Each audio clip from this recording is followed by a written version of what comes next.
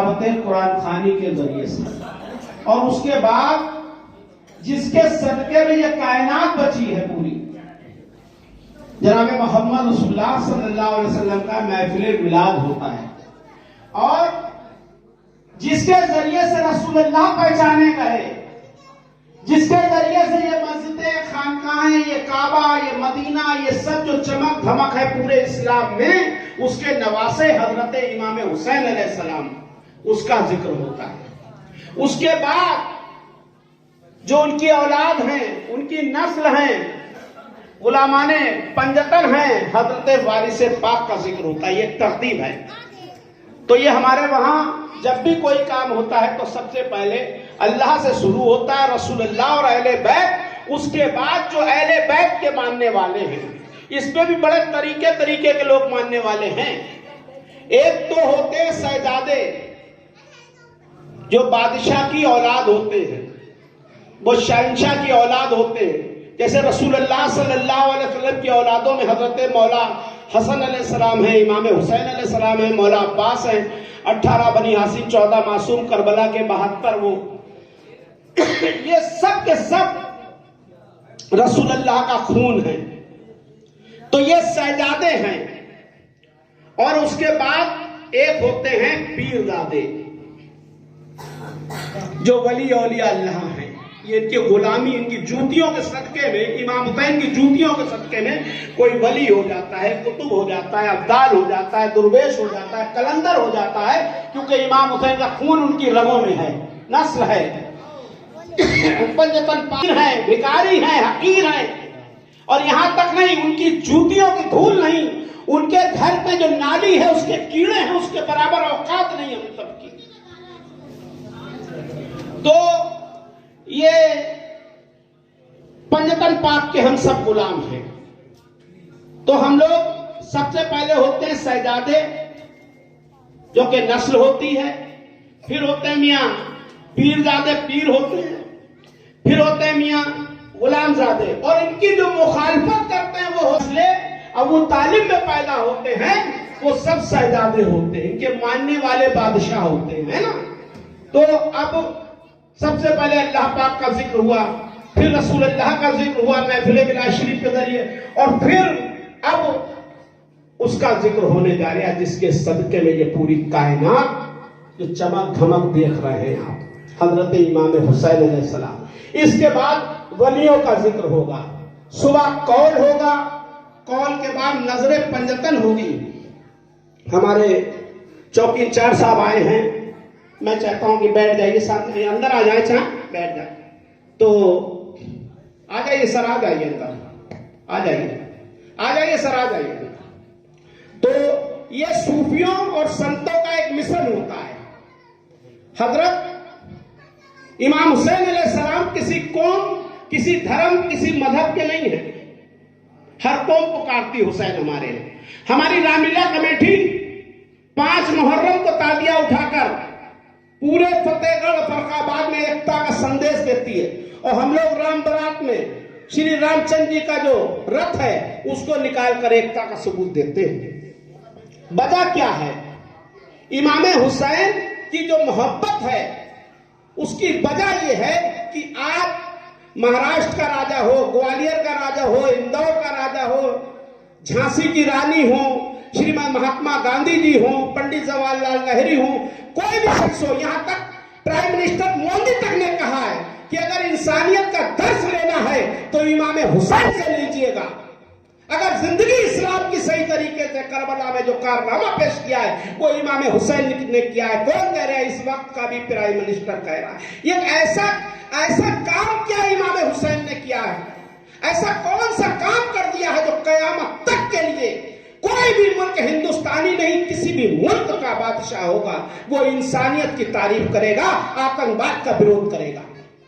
کسی دھرم میں آتنکواد نہیں بتایا جاتا ہے، کسی دھرم میں انسانیت سکھائی جاتی ہے، انسانیت کا پاٹھ پڑھایا جاتا ہے، ایکتا کا پاٹھ پڑھایا جاتا ہے، محبتوں کا پاٹھ پڑھایا جاتا ہے۔ یہی وجہ ہے کہ چاہے وہ جھولے لال جی مہاراج ہوں جو ابو علی شاہ قلندر کے فقیر ہو گئے، چاہے گرو نانک جی مہاراج ہوں، دادو جی مہاراج ہوں، چاہے ہمارے سائیں بابا ہوں جو کہ گرو نانک جی کے فقیر ہو گئے، بڑے بڑے سنتوں نے، فقیروں نے، اولیاء نے علی کے دھن گائے ہیں، علی کے نعرے لگائے ہیں۔ کیوں لگائے ہیں؟ وجہ یہ ہے کہ علی ایک قوم میں سمٹ کر نہیں رہ گیا، علی ایک قوم میں سمٹ کر نہیں رہ گیا، علی اور علی کے بچوں کا نام جہاں جہاں تک یہ آسمان ہے، جہاں جہاں تک یہ زمین ہے، وہاں وہاں تک علی اور محمد کا نام قیامت تک رہے گا، کیونکہ انہوں نے انسانیت کے لیے ہمیں ایک اچھا مسلمان بننا ہے، ہمیں ایسا مسلمان بننا ہے اشفاق اللہ خان جیسا، جو کہ وطن کے لیے، دیش کے لیے جو شہید ہو گیا ہو۔ ہمیں مسٹر جناح جیسا مسلمان نہیں بننا ہے، مسٹر جناح جیسا مسلمان نہیں بننا ہے جو ملک کے بٹوارے ہو جائے۔ تو وطن سے محبت کرنا پڑے گی، دیش سے محبت کرنا پڑے گی۔ جب آپ دیش سے محبت کریں گے، وطن سے محبت کریں گے، تو آپ کا ایک جذبہ پتا چلے گا، کیونکہ ملک کے وفادار بن کر رہے۔ حضرت پیغمبر محمد مصطفیٰ نے بھی کہا ہے، جس ملک میں رہے اس ملک کے وفادار بن کے رہے، غدار بن کر نہ رہے۔ ہم رہیں یہاں کے ملک ہندوستان کے اندر اور ترانے کہیں اور کے گائیں، تو میاں یہ اسلام نہیں بتاتا ہے، یہ اسلام نہیں ہے، یہ تو یہاں تک ہے کہ زبردستی کا معاملہ ہے کہ آپ اپنی مرضی سے کچھ بھی کریے۔ یہ وطن ہمارا ہے، مرنے کے بعد بھی ہم یہاں اس مٹی میں دفن ہوتے ہیں۔ ہندو بھی ہمارا ہے، مسلم بھی ہمارا ہے، سکھ بھی ہمارا ہے، عیسائی بھی ہمارا ہے، یہ سب ہمارے وطن کے اس گلدستہ ہے، اس کے پھول ہے، اس کا چمن ہے۔ ہندو کے بغیر ہندوستان نہیں، مسلمان کے بغیر ہندوستان نہیں، سکھ کے بغیر ہندوستان نہیں، عیسائی کے بغیر ہندوستان نہیں، یہاں تک سارے دھرموں کو، سارے مذہبوں کو ملا کے ہندوستان بنتا ہے۔ جبھی تو علامہ اقبال کہتے ہیں مذہب نہیں سکھاتا آپس میں بہر رکھنا، ہندی ہیں ہم، وطن ہے ہندوستان ہمارا، سارے جہاں سے اچھا ہندوستان ہمارا، ہم بلبلے ہیں اس کی، یہ گلستہ ہمارا۔ ایک علامہ اتنا بڑا مولانا ہو کر جو کہہ رہا ہے ہندی ہیں ہم، انہوں نے یہ نہیں کہا کہ ہم پٹھان ہیں، خان صاحب ہیں، سکھ ہیں، عیسائی ہیں، ہندی ہیں ہم۔